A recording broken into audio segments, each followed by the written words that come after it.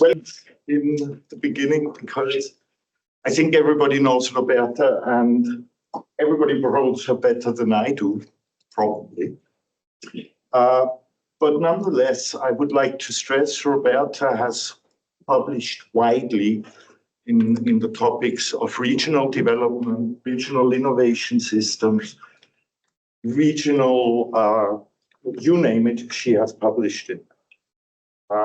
She's also the author, as I learned today, always I try to check on the internet to learn something new about people.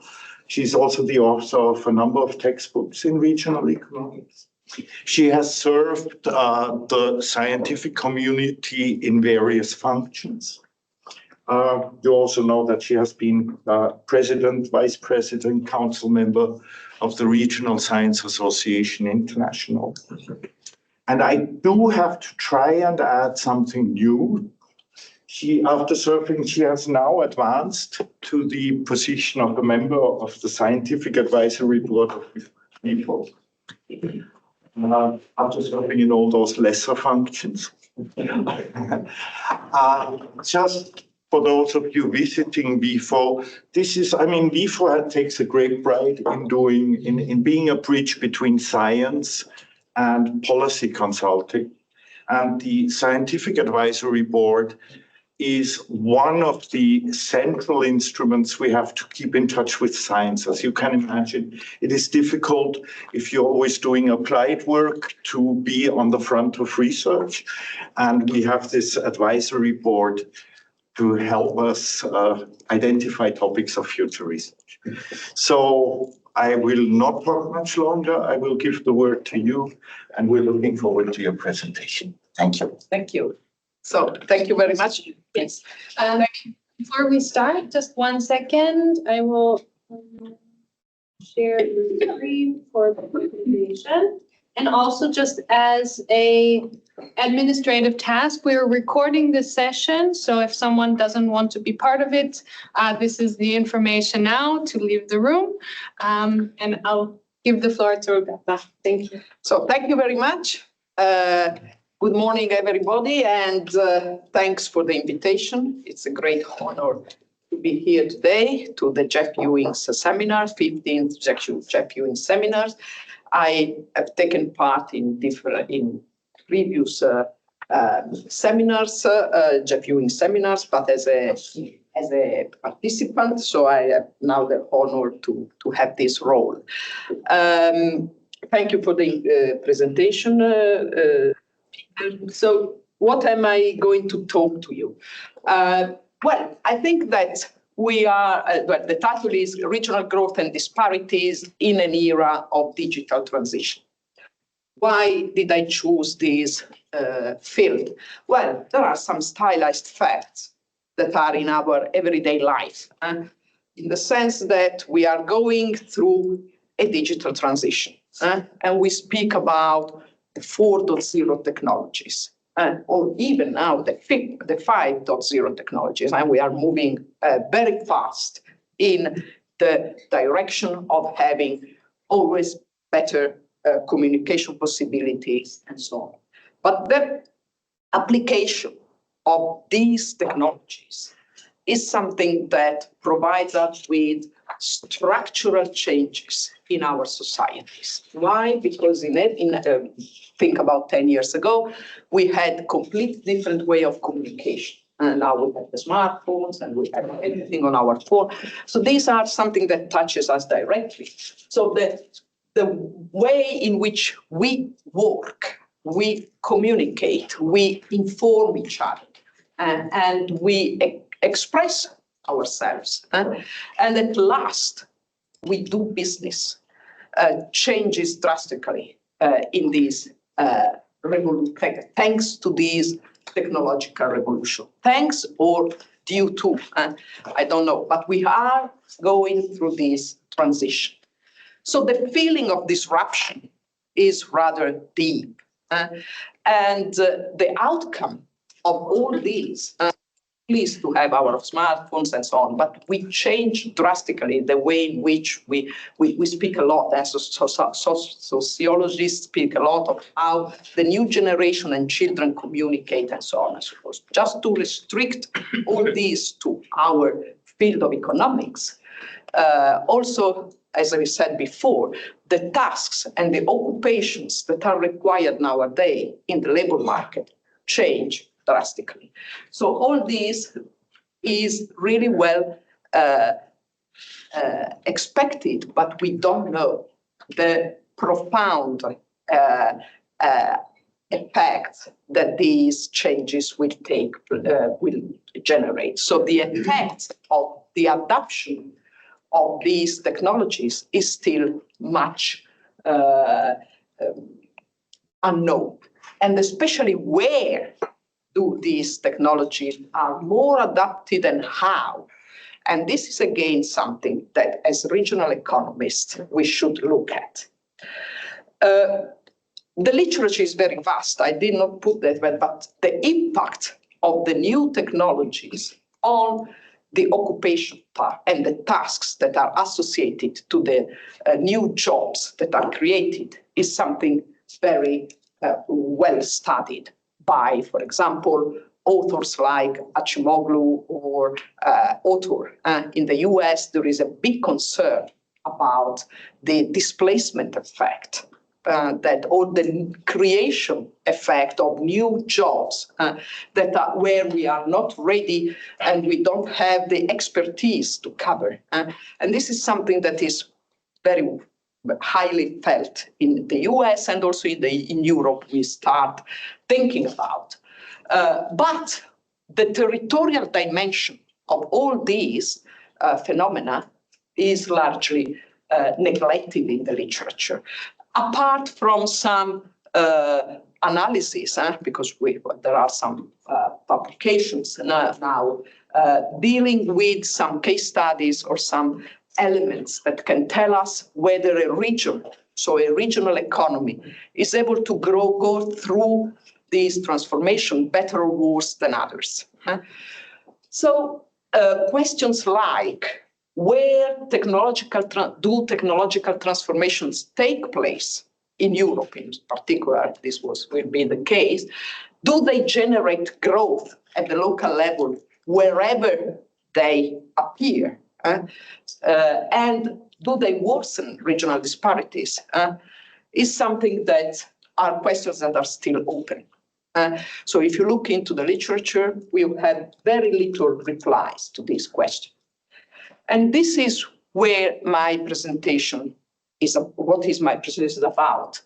In particular, this comes not from one paper, but from a research field that we have developed at Politecnico di Milano in my research group, Regional and Urban Economics Research Group of Politecnico di Milano, where we deal with these issues since some years. And we are still discovering much. We haven't, but what I would like to talk to you today is try to describe the phenomenon in a certain sense, that what do we mean by technological transformations?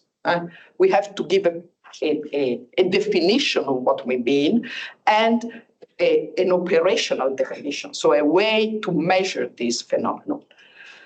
And where do these technological transformations take place in Europe? And where are the areas where these transformations are mostly present? So that we can interpret also the socioeconomic effects. And so which are the impacts on GDP growth, on the capacity of the performance of regional economies, and which are the effects on regional inequalities. We are still working very much, especially on the last point, on regional inequalities. But I'll give you some hints on what we are doing up to now, what we have found out. First of all, because otherwise we are lost.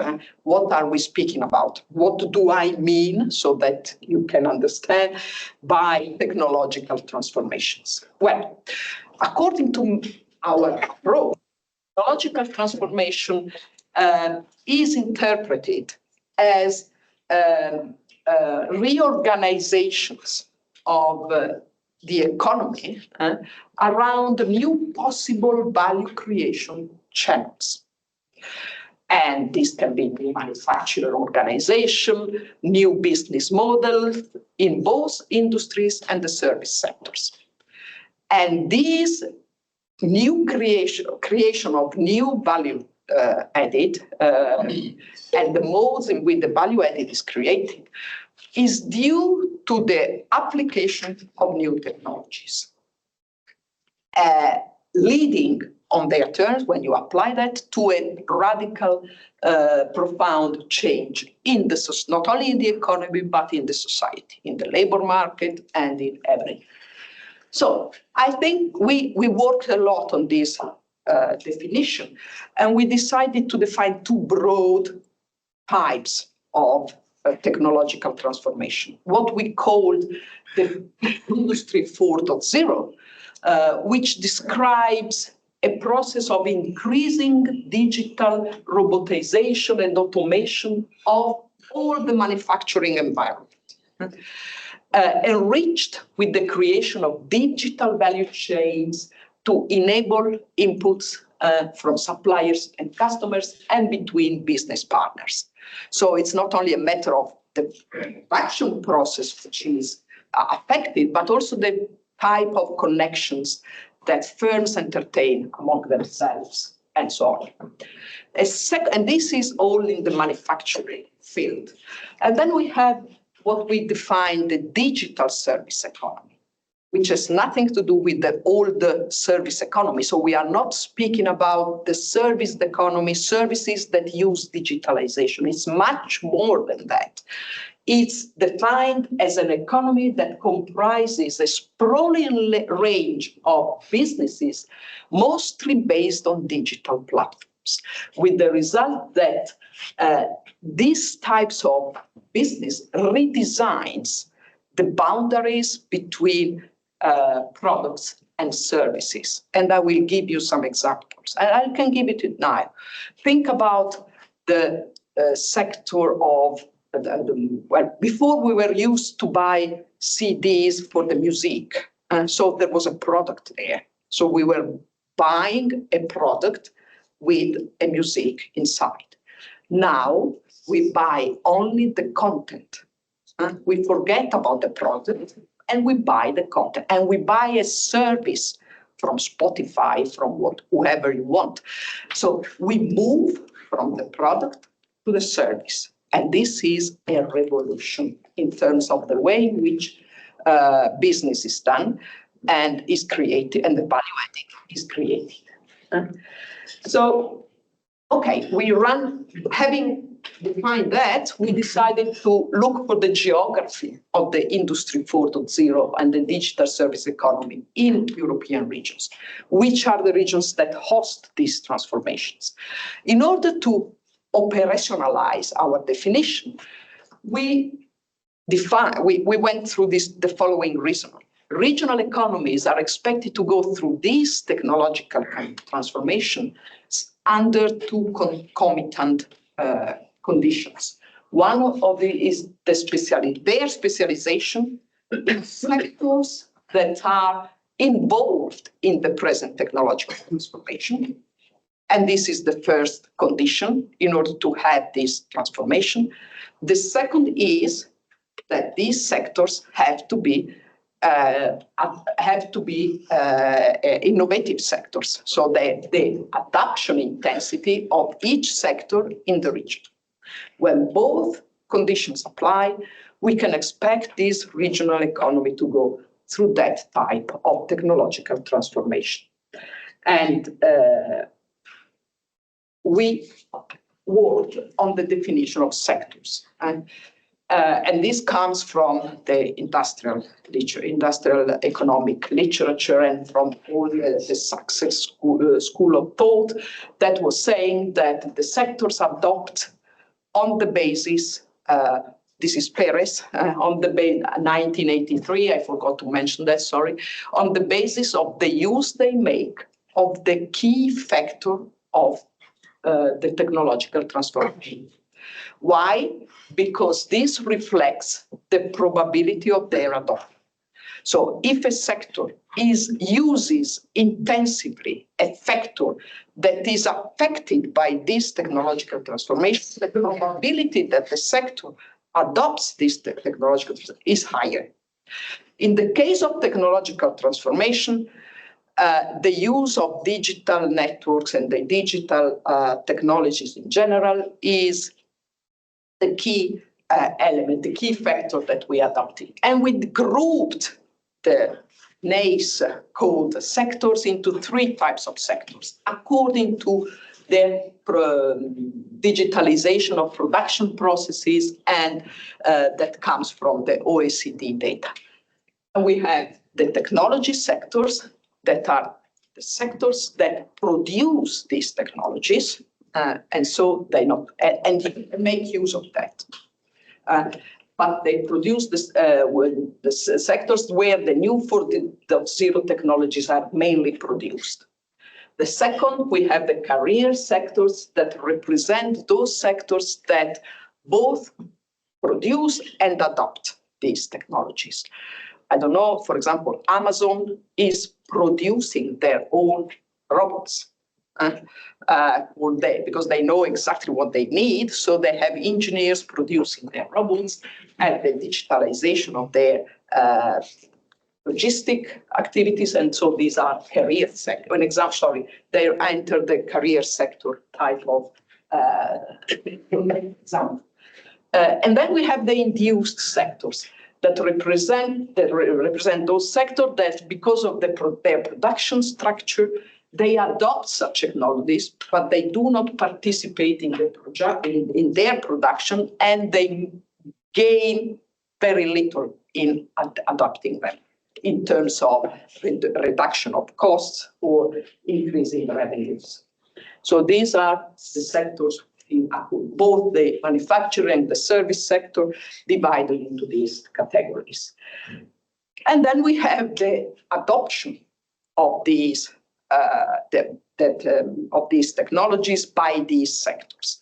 You say, okay, this is okay. We used robot sectoral penetration rate, and this is already a big problem, because when you work at the regional level, you've run into the problem of availability of data. Now there are much better data, and much better, a little bit more advanced data, especially in terms of the share of firms with at least 1% of turnover from online sales, which was for us the indicator 2 or 3 years ago for the digitalization of a sector in this field.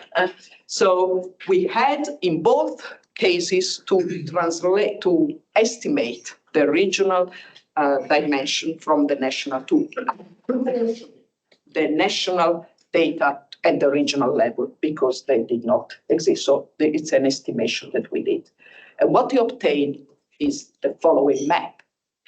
And in this map, you can see the types of the prevailing type of pattern, as we call, of technological transformations in the different European regions. We have in blue the digital service economy, in green the industry 4.0, and then we have different types of transformations according to the data that we have. For example, we have the robotization of traditional manufacturing. In this case, we have digitalization of traditional services. So we interpreted them as first steps towards the big transformations that occur here. To be clearer, where do they take place? Well, the digital service economy that we speak all about, platforms, they are present and drastically change the situation in these regions. And these are urban areas. We have Madrid, Paris, Rome, Frankfurt am Main, and whatever, London, and the southern England, part of southern England. So as you see, this reflects a large urban phenomenon. Then we have the Industry 4.0 patterns, where this manufacturing environment is strongly affected by this digitalization and robotics and digital automation and robotization. And this was something that we did not expect in the Fed, where we expected Germany. That's true, part of we expected. What we did not expect was Italy. And I think it's the only map that we produced where Italy shows up in a positive case. So we have, well, this can be related to the fact that 5 years ago we had a big policy action in the field of robotization, and firms were provided with funds, but a lot of public funds in order to use robots. So in any case, this is what the story tells us, and this is a very strong, as you know, manufacturing area in Italy, and the same I think holds for Germany and the rest, which is in green. And then we have cases, as I said, of traditional services that moved towards digitalization. And these are these regions typical of our southern Italy, so a little bit of peripheral areas that are moving a little bit ahead in this case of transformation, but they are far from using it. These are the robotization of the regions where robotization of traditional manufacturing activities are present. And again, niches of robotization. These are areas where robotization prevails in industrial niches. So there are very tiny industrial niches present in the area that are strongly in advance. But okay, we have found, first of all, that the picture is slightly different in what we expected, and these transformations are still very limited in particular regions in Europe. So, first message. The second one is, which are the impacts of these transformations? Are they good or bad? Well, in terms of GDP growth, we started by using some econometric analysis, and we this is up to 2018. Now we are working on, before the COVID, now we have more advanced data, but in any case, we were asking ourselves whether there was a premium, a growth premium, given to regions that are going through the most advanced transformations, technological transformations. And the results are rather interesting because, first of all, what it says here is that the industry 4.0, which is the first, the 0.003 is has a significant, and statistically significant coefficient, which means that regions that move towards that type of transformation receive a growth rate. The same does not hold for regions that move towards the digital, there's animation, but so the first one is the digital service economy.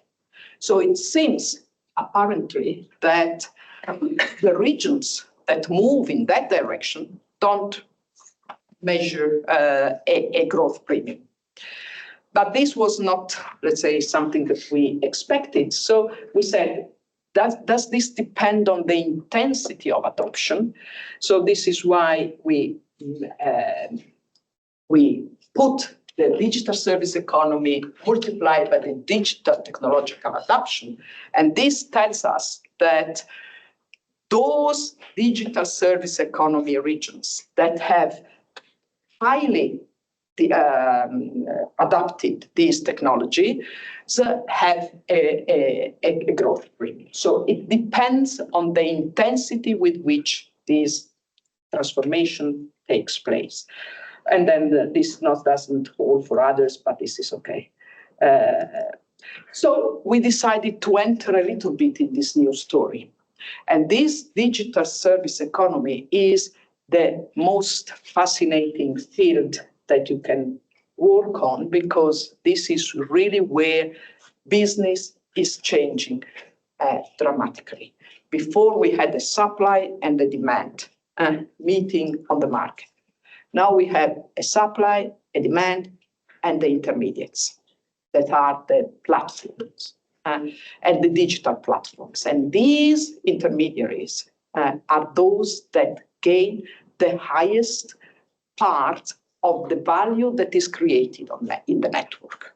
So the demand and the supply have advantages, but in the middle, we have the owners of the platforms, so the owners of the story, of the digital activities that own the most. So we decided again that this digital service economy has different types of transformation and situations related to it. And believe me, it took us a lot to differentiate one another. It's not easy.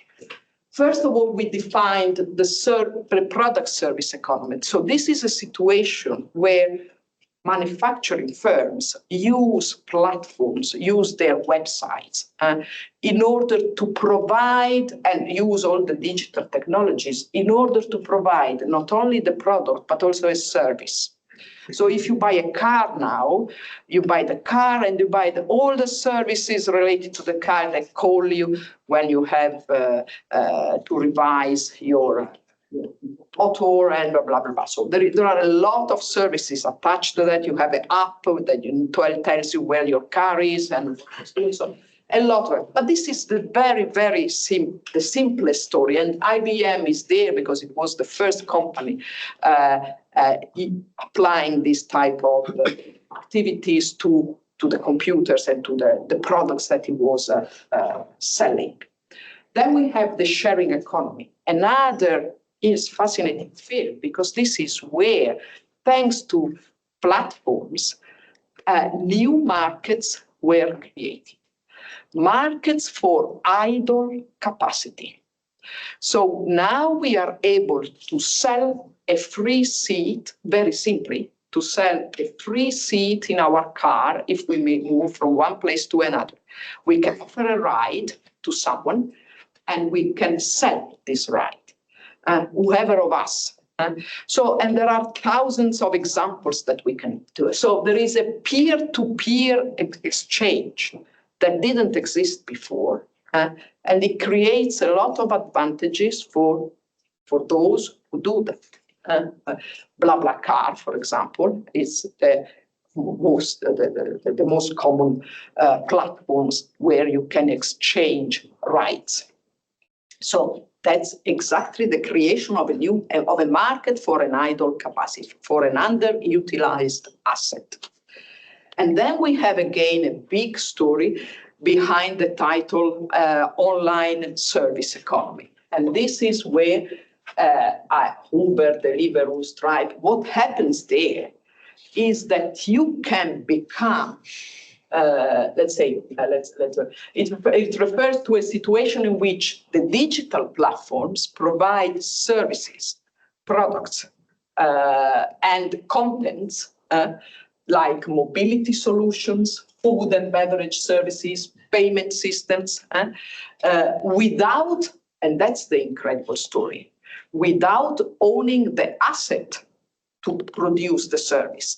If you want to be a taxi driver, you have to own the taxi, the car. Now, with the digital service economy here in a situation that Uber, the owner of the platform, doesn't own the car. The cars are owned by the people that drive. And Uber only is an intermediary between people that look for a taxi and people that have a car and want to do that kind of job. So the asset to deliver a service does not belong to those that gain the most in the whole story. And here we have, importantly, as I told you, the online service economy rests on the dematerialization of assets and of products, enabled by the unbundling. So you unbundle the product from the service. And here, the digital content economy, as I told you, the Spotify, we buy the music. We do not longer buy the CD with the music. So we unbundle the product from the service. Again, with the same examples that I showed you, with the same methodology that I showed you before, we entered a little bit and tried to see where one of these type of transformations was mostly present in the regions. And we have the sharing economy, which involves both advanced and relatively marginal regions. And these are the green ones. The blue ones are where fully developed digital service economy is present. Then we tried to pick up. Why did we do this exercise? Because according to us, each model, each new business model has a different impact in terms, for example, of on the labor market. And this is what I showed you was our first attempt to look at the impact of these transformations on wages and intergroup wage inequalities. So the idea was, if there is a situation like this transformation that takes place, there are a lot of effects on the labor market and on the wages. The product service economy, well, I remember this is the IBM case. We think that if firms move in that direction, there is not very much in terms of, especially wages. And the profile towards job requiring a higher education attainment and skill level is the consequence. But overall, a modest impact on wages and on the labor market in general is expected. In the sharing economy, we could have a little bit of competition between offline and online activities. So those that are able to switch online and those that are able not. Think about a supermarket that doesn't move to the online sales. It may lose a little bit of a share of activities, but again, the effect is very limited.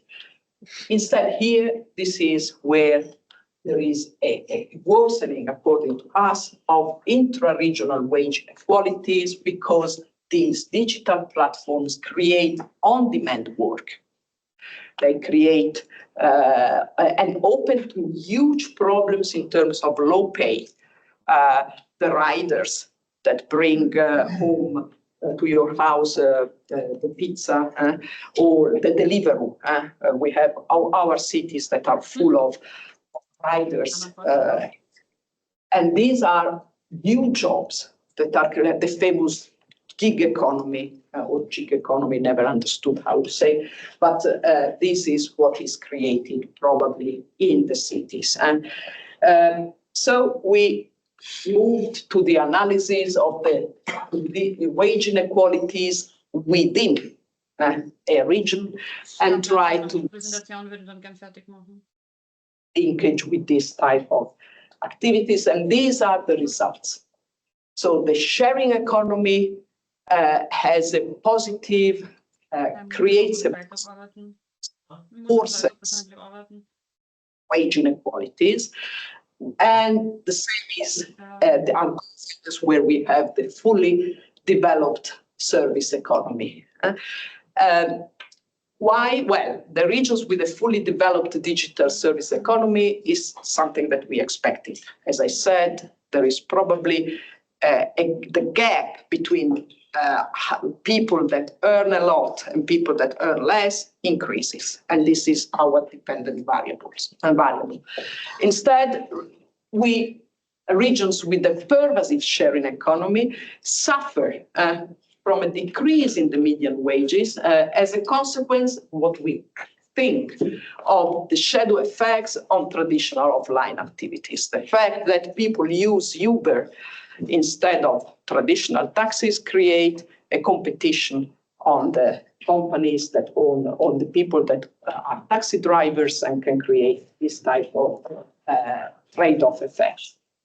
So to conclude, of course, I decided to give you some hints on what we are working on, but we have a lot still to, doing still other analysis. The European regions, and this is something that also policymakers have to be conscious about. And you know, the European Union is speaking about the Digital Act for Europe. Now we will see what happens with the new commission, with the new commissioners coming in. But the fact that there is a tremendous and large heterogeneity in terms of transformation processes in our regions should, let's say, take our attention and the attention of policymakers, because these transformations provide opportunities and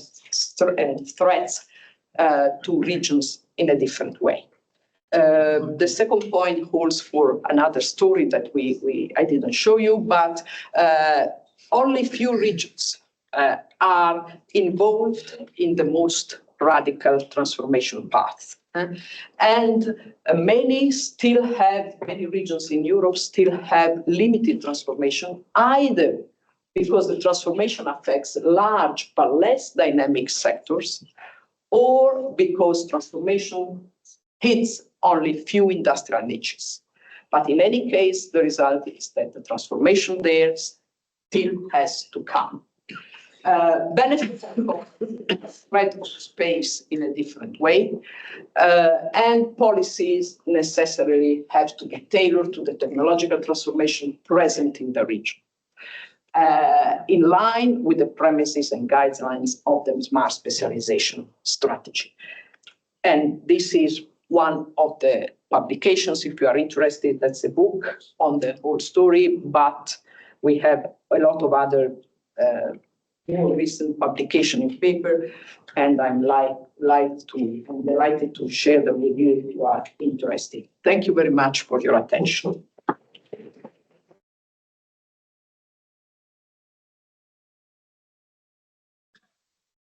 So thank you very much for this extremely differentiated and nuanced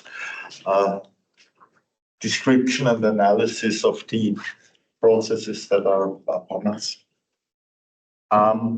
What I'd like to do is I'd like to throw it open for comments right at this point. We have about officially 15 minutes to go, so there's plenty of time to ask questions, comments, and contributions. Please go ahead. So I will start with the first comment. With regard to future perspective of this stream of research, do you think, I would like to know your opinion about whether you think that it might make sense once you will have a future map of this situation, okay, to analyze whether the changes incurred over time may depend on some kind of regional interdependence. Because you are analyzing now, let's say, static situation of positioning, okay, but perhaps even the adoption of this new industry 4.0 technologies, or I think differently with regard to the service, the provision, okay, of services, not really the service economy, may spread through interregional industrial linkages, or super regional markets in service markets. Yeah, thank you. A dynamic approach is absolutely interesting. You can analyze, as you said, the influence that a region can have on another and the way in which they can exchange the new knowledge. This is the point, is how do you, the knowledge about the way in which these technological transformations can be exploited. And this is for sure something that is of interest, but also how it would be extremely interesting to understand the learning processes of the actors, of course, behind these technologies and these transformations. And this you can only do with the dynamic, the diachronic perspective. And we are unfortunately very limited in terms of data availability, we wait for better also management measures of these phenomena, because, for example, we use the online sales, the percentage of firms that use that have at least 1% of their turnover as given by online sales, but this captures only one phenomenon. Now we have data on the use of iClouds or the use of artificial intelligence, or so much more advanced technologies that can tell better where the adoption is in terms of technological frontier. And for example, we were all referees for the papers were telling us, are you sure that you capture with this type of digital indicator, do you capture exactly the same? Well, at that time, 2 or 3 years ago, this was the only available data for all Europe that could be compared among the world. Of course, if you limit the analysis, for example, into Italy, our national account system is producing fantastic data, I would say. Very nice data on even the number of people that do their work via the network and how much of their turnover is produced, or their income, not turnover, sorry, income, is produced by working on the network. So what we are trying to do now is really to get this phenomenon of the gig economy and find out what the situation is in terms of impoverishing of people, and which in terms of poor people. In terms of rich people, it would be extremely interesting to see how the artificial intelligence is going really to affect the high income jobs, and in which way, and whether this substitutes or increases productivity of those that are already there, and where I mean in which regions and why. Because again, this is something that is in the United States very much studied, but not at the regional level. So I think that the regional dimension, of course, this is what is of interest to us, but it can, of course, it's also difficult to use this data. You have to really reason a lot in terms of where this effect, for example, the platforms, and the platform owners are only in the United States. Among the first, I think, I read something like 20 most important owners of platforms, only 1 or 2 are in Europe.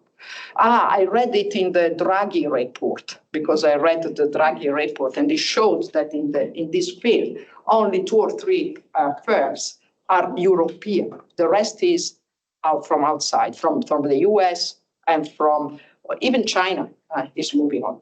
So I think that this is a dramatic situation in Europe, because this is where the value added is captured.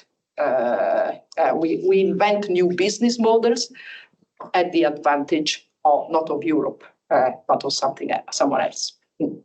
So I asked Anna to help me as a late adopter of all technologies for the internet. Do we have any? No, so I already posted it in the chat also, but if someone from the online audience wants to ask a question, you can either post it in the chat or raise your hand, and then I can facilitate that. But there's plenty of questions on the floor. Yeah, then Jeff. Yes. No, go ahead. Okay, so, thank you, Roberta, for very enlightening presentation. Before to present this, I'll talk about the resource course, and the same author, Christian Literature, is talking about the rent course, which is something like you address is in the middle between the supply and demand side. So my question is how you think about how ownership of this rent that is in this online or digital business affects inequality across the region. Firms, for example.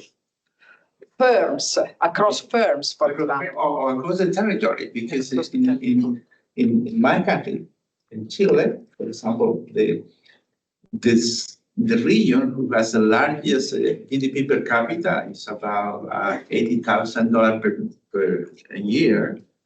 It's one of the regions that has the worst quality of life.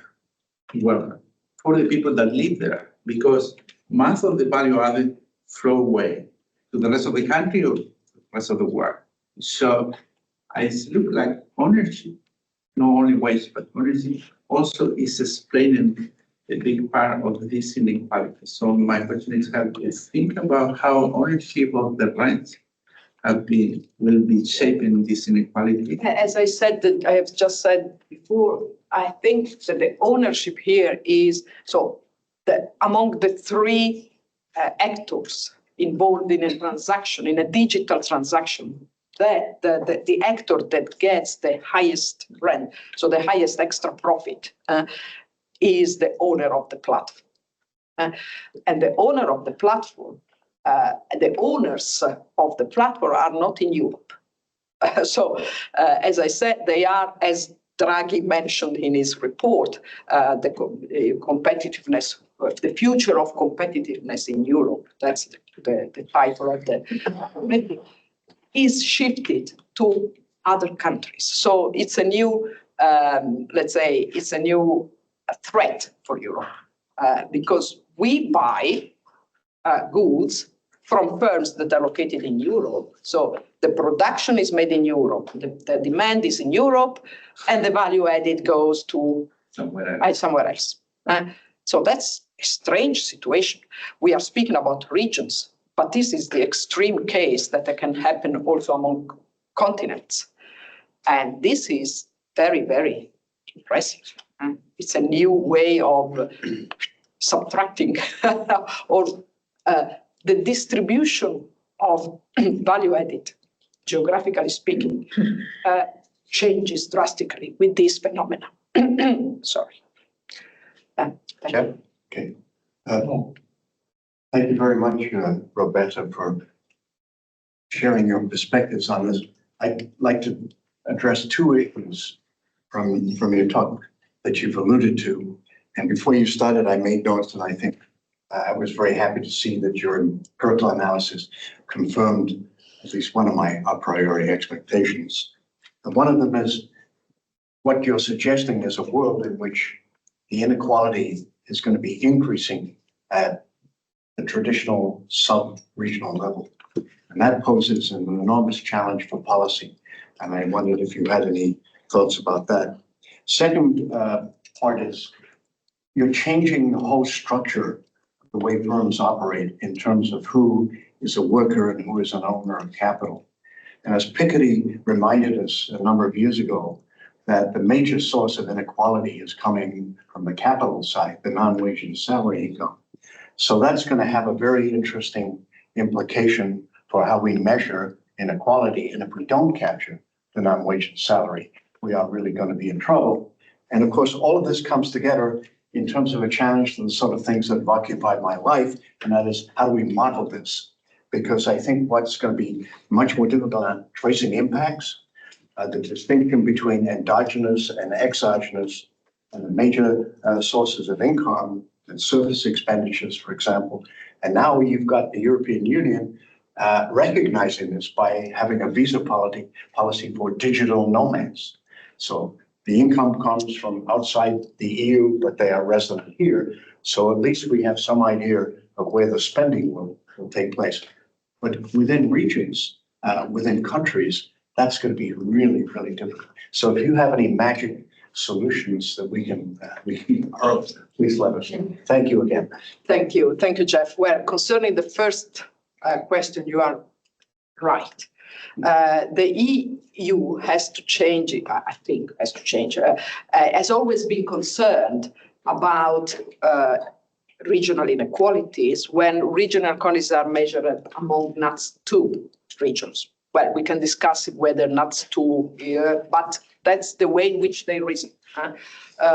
Instead, with this phenomena, the urban-rural divide risks to be very strong. And especially what is striking with this transformation is that the growth benefits go to cities, but this is where most of the disparities within urban area, within the area take place. So the transformation provides a growth premium, but the distribution of these growth premiums is dramatically different with respect to the past. So, and again, this is something that with the policies that we are speaking, the structural policy funds, we are so far from dealing with. And this raises again the problem, the second concern that you have, who owns which factor? A mess. So there are drivers of Uber that own their capital, which is the car, and they gain nothing. So at the end, they are independent, they are autonomous people, they are entrepreneurs. But entrepreneurs, in that case, they own very little compared to the old idea of entrepreneurs of Schumpeter, the one that innovates and therefore has a high profit in order to remunerate his or her risk. So again, there is and even if we accept that the capital owners are those that have the highest share in terms of, for example, how do you say, if the capital people are the owners of capital, those that gain the most, again, the fact that you divide, that you have a different distribution of income between capital and labor strongly affects the interpersonal wage inequalities, because capital is owned, apart from some specific cases, by the richest people. So again, we have a lot of connections between one effect and the other.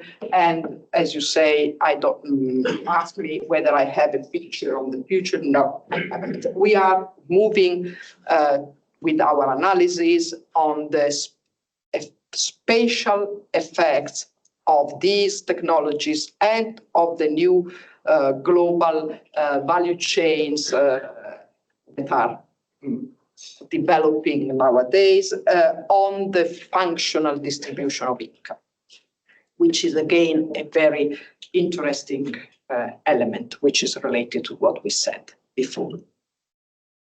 If there are no further pressing questions, I will ask a last question, because at WIFO we exploit everybody who is not running away until we count to 3.